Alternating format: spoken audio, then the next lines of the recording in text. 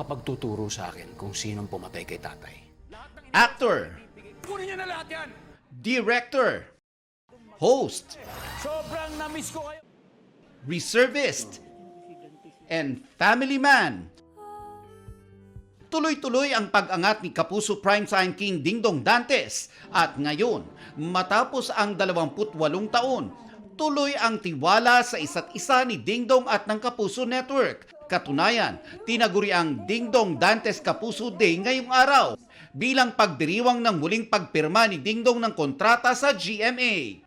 Kasama niyang pumirma sina GMA Network Chairman Attorney Felipe L. Gozon, President and CEO Gilberto Arduavit Jr., Executive Vice President and Chief Financial Officer Felipe S. Yalong, SVP for Entertainment Group Lilibet G. Razonable, at manager ni Dong na si PPL Entertainment President and CEO Perry Lansigan. Hindi pa niya nararating ang pinakatuktok ng kanyang mararating.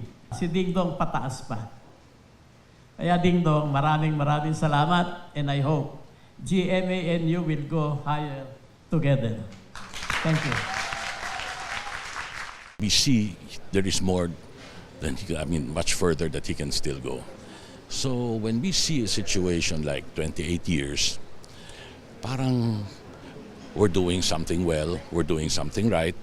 Patuloy ang relationship, ang strengthening ng kaisahan with talents. Si Dingdong is a well-rounded actor. No one can contest that he's the best host that we have in the Philippines now. That's why he's admired by many, even his colleagues, is because after all these years, he has continued to be of value and to add value to himself.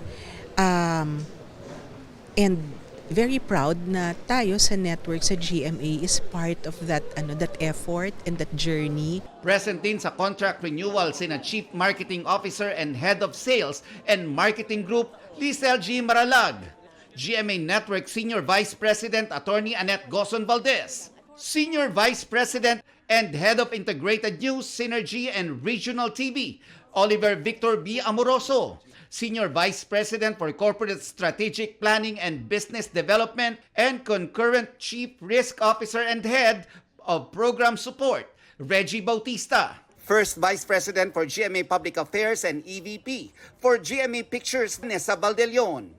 At iba pang opisyal ng Kapuso Network. Well, hindi lang siya one of the most bankable actors, but he's undeniably one of the most loyal.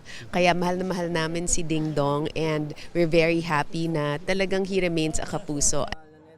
Sa panibagong chapter ng Nagbigay din ng pagbati ang maraming kapuso na umiidolo at mga nakatrabaho ni Dingdong, kabilang siyempre ang kanyang misis na si Marian Rivera. To GMA's Primetime King and of course the Box Office King, congratulations sa iyong mahal sa iyong renewal sa GMA.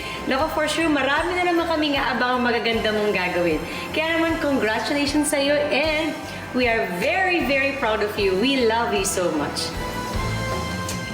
Sa huli, nagpasalamat si Dingdong sa mga oportunidad na ibinigay sa kanya sa Kapuso Network.